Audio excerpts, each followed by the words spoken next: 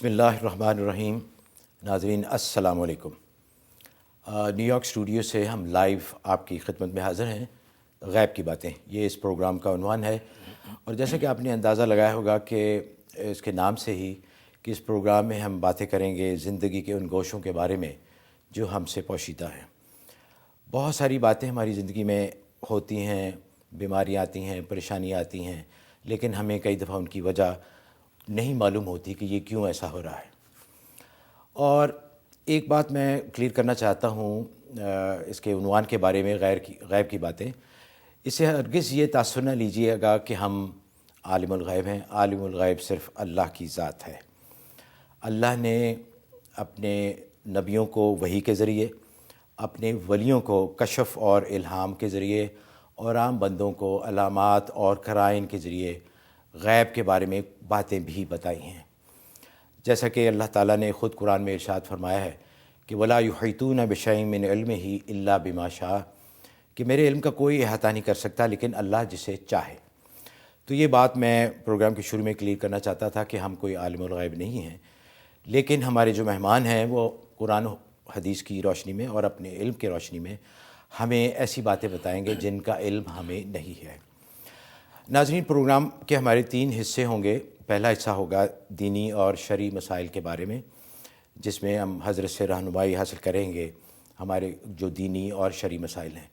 دوسرا حصہ ہوگا روحانی مسائل کے بارے میں کہ ہماری زندگی میں جو ہمارے یا آپ کے جو روحانی، نفسیاتی یا معاشی مسائل ہیں، ان کا حل قرآن و حدیث کی روشنی میں۔ اور تیسرا مرحلہ بڑا انٹرسٹنگ مرحلہ ہے، وہ ہے خوابوں کی تعبیر۔ ہمیں خواب آتے ہیں، اچھے خواب آتے ہیں، برے خواب آتے ہیں، ڈراؤنے خواب آتے ہیں، سہانے خواب آتے ہیں۔ تو ہمارے جو مہمان ہیں وہ بھی، ان کا یہ خاصہ ہے، پشتوں سے ان کے پاس یہ علم ہے، وہ ہمیں بتائیں گے اپنے خوابوں کی تعبیر۔ اور جیسا کہ میں نے عرض کیا کہ آپ ہمیں کالز کیجئے، کھل کے ان سے بات کیجئے اپنے مسائل کے بارے میں، اپنے خوابوں کے بارے میں، اور جو بھی آپ کے ذہن میں سوال ہو زندگی کے بارے میں آپ ان سے سوال کر سکتے ہیں، اور انشاءاللہ وہ قرآن و حدیث کی روشنی میں ان سوالات کا جواب دیں گے۔ اور ایک اور بات جو بہت ضروری ہے، میں عرض کرنا چاہتا ہوں اس پروگرام کے بارے میں، کہ یہ کوئی شعبدہ بازی یا کوئی ایسٹرالوجی یا کوئی نجومیوں والا کوئی پروگرام نہیں ہے، نہ یہاں کوئی طوطا فال نکالے گا۔ یہ خالصتاً انشاءاللہ قرآن اور حدیث کی روشنی میں ہم آپ کے سوالات اور آپ کے مسائل کا حل بتائیں گے، اور کوشش کریں گے کہ اس سلسلے میں حضرت ہمارے جو مہمان ہیں جن کا میں ابھی تعارف کراؤں گا آپ سے، وہ آپ کی رہنمائی فرمائیں۔ حضرت مفتی منیر احمد اخون، یہ ہماری بہت ہی بڑی خوش قسمتی ہے کہ وہ راضی ہوئے اس پروگرام میں ہمارے ساتھ شامل ہونے کے لیے، کیونکہ ان کا بہت ہی بڑا وسیع علم ہے، اللہ کے ولی ہیں، ان کے جہاں سے انہوں نے علم حاصل کیا وہ بھی ایک بہت بڑی ایک لمبی، جو آپ کو وہ خود ہی بتائیں گے۔ تو میں آئیے ان کا تعارف کراتا ہوں آپ سے۔ حضرت مفتی منیر احمد اخون صاحب، حضرت السلام علیکم۔ وعلیکم السلام۔ کیسے ہیں آپ؟ الحمدللہ۔ حضرت پہلے تو میں آپ کا بہت ہی شکریہ ادا کرنا چاہتا ہوں کہ آپ نے حامی بھری اور آپ راضی ہوئے اس پروگرام میں آنے کے، اور میں سمجھتا ہوں کہ ہمارے ناظرین اور دیکھنے والے بھی بہت خوش قسمت ہیں کہ وہ اپنے تمام مسائل کا، یا جو بھی ان کے دل میں سوالات ہیں، وہ آپ سے رہنمائی حاصل کریں گے۔ تو حضرت تھوڑا سا آپ کا تعارف ناظرین کی سہولت کے لیے یہ بتائیے کہ آپ ماشاءاللہ مفتی ہیں، تو یہ علم کا سلسلہ کہاں سے شروع ہوا، کہاں سے آپ نے علم حاصل کیا؟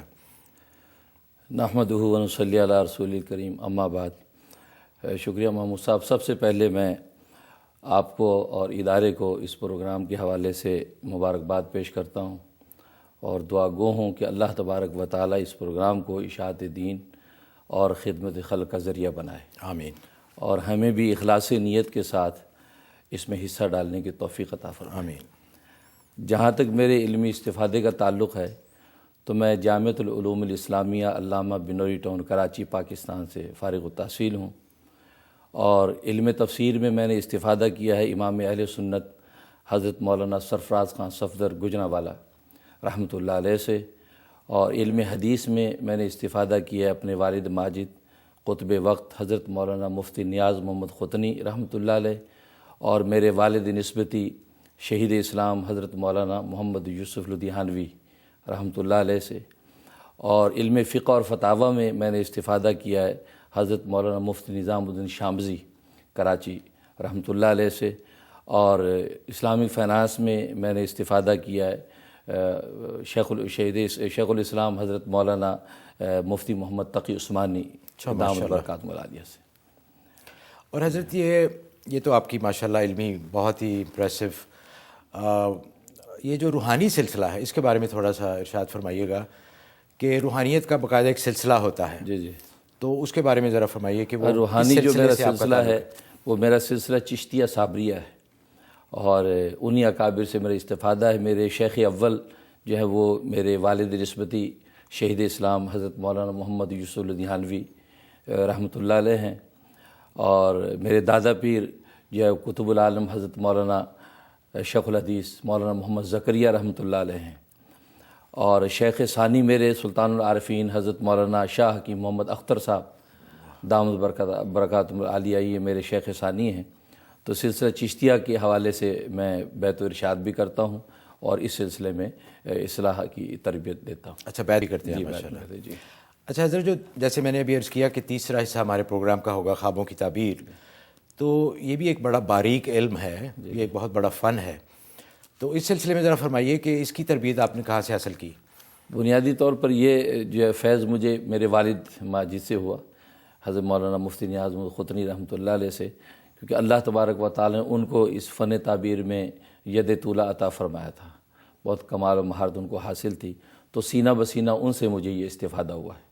تو حضرت آپ، مجھے معلوم ہوا ہے کہ ایک پاکستان کا بہت مشہور ایک رسالہ ہے، جریدہ ہے اخبار جہاں، اس میں بھی آپ بہت عرصے سے خوابوں کی تعبیر کے عنوان سے آپ ایک کالم بھی لکھ رہے ہیں۔ جی تو انشاءاللہ کال جائیں گی۔ 94 سے میں اس میں کالم لکھ رہا ہوں۔ ایسے ناظرین، جیسے آپ نے دیکھا کہ ماشاءاللہ حضرت ایک بہت بڑا ایک اثاثہ ہیں، ایک بہت بڑا خزانہ ہے، علم کا بھی اور روحانیت کا بھی۔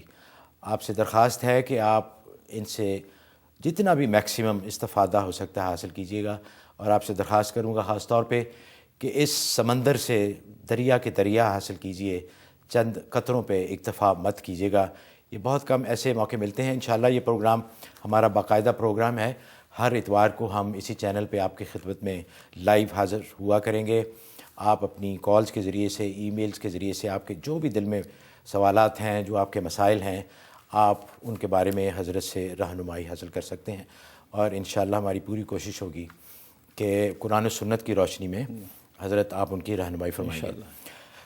تو حضرت بات کرتے ہیں تھوڑی سی، ہمارا جو پہلا ٹاپک ہے، جو پروگرام کا پہلا حصہ ہے، دین و شریعت۔ جی تو یہ فرمائیے گا کہ دین و شریعت کسے کہتے ہیں، اس کی کیا حقیقت ہے، اور تمام انبیاء کرام جو دین و شریعت لائے ہیں وہ ایک دوسرے سے مختلف تھیں یا مماثل تھیں؟ دین کہتے ہیں طریقہ زندگی کو، اور شریعت کہتے ہیں اسلامی قانون کو۔ دین اور شریعت کا باہمی ربط بالکل ایسا ہی ہے جیسے کہ بدن اور لباس کا ہے۔ بدن بدلتا نہیں ہے، لباس بدلتا رہتا ہے۔ ہاں، بدن میں ارتقاء ہوتا ہے، 60 سال پہلے جو بدن تھا 60 سال کے بعد بدن وہی ہے، لیکن اس میں ارتقاء ہو رہا ہے، لیکن لباس اس کا اپنے اپنے وقت میں تبدیل ہو رہا ہے۔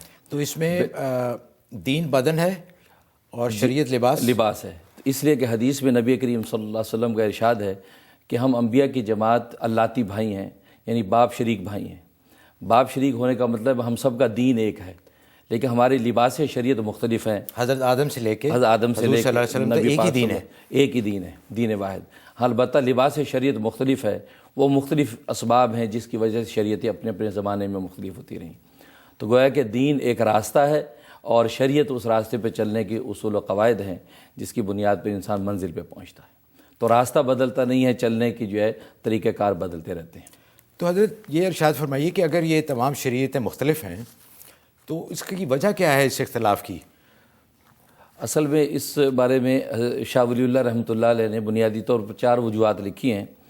پہلا سبب وہ ارشاد فرماتے ہیں کہ اسباب و علل کے اختلاف کی وجہ سے شریعتوں میں اختلاف ہو جاتا ہے۔ کوئی ایسے اسباب ہوتے ہیں کہ جو کسی ایک نبی کے زمانے میں لاحق ہوئے ہیں لیکن دوسرے نبی کے زمانے میں وہ اسباب ظاہر نہیں ہوئے، تو اس کی وجہ سے ایک شریعت مختلف بن گئی۔ مثلا حضرت یعقوب علیہ الصلاۃ والسلام کے زمانے میں انہوں نے اپنے اوپر جو ہے وہ اونٹ کا گوشت اور اونٹ کا دودھ حرام کر لیا، کیونکہ واقعہ اور سبب یہ بنا کہ انہیں عرق النساء کی تکلیف ہو گئی، تو انہوں نے یہ نظر مانی کہ اگر مجھے شفا ہو گئی تو میں اپنی مرغوب ترین غذا جو ہے وہ اس کو اپنے اوپر حرام کر لوں گا۔ تو اللہ تبارک و تعالیٰ نے ان کو شفا دے دی، تو انہوں نے اپنے اوپر اونٹ کا گوشت اور دودھ حرام کر لیا۔ تو وہ سلسلہ بنی اسرائیل میں چلتا رہا یہاں تک کہ تو یہ پھر شریعت کا حصہ بن گیا یہ شریعت کا حصہ بن گیا ان کے لیے۔ تو لیکن وہ ایک خاص سبب ظاہر ہوا تھا جس کی وجہ سے اس کو حرام کیا گیا، لیکن شریعت محمدی میں یا ملت ابراہیمی کے اندر یہ حرام نہیں تھا، اونٹ کا گوشت اور اس کا دودھ۔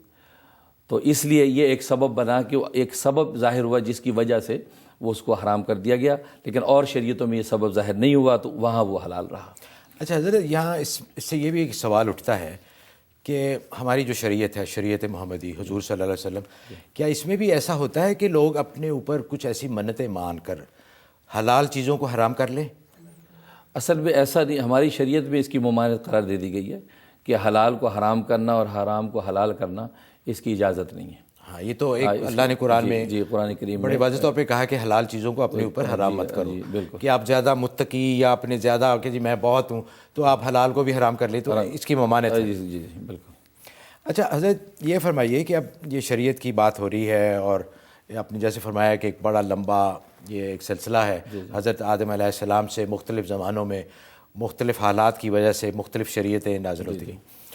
اب ہم دیکھیں تو اللہ کی بہت بڑی مخلوق ہے جس میں ظاہر ہے انسان سب سے افضل ہے، لیکن اللہ کی اور بھی بہت، اللہ نے جانور بھی پیدا فرمائے اور بہت ساری اور دوسری مخلوقات ہیں جو اللہ نے پیدا فرمائی ہیں، لیکن صرف انسان ہی کیوں شریعت کا مکلف ہے؟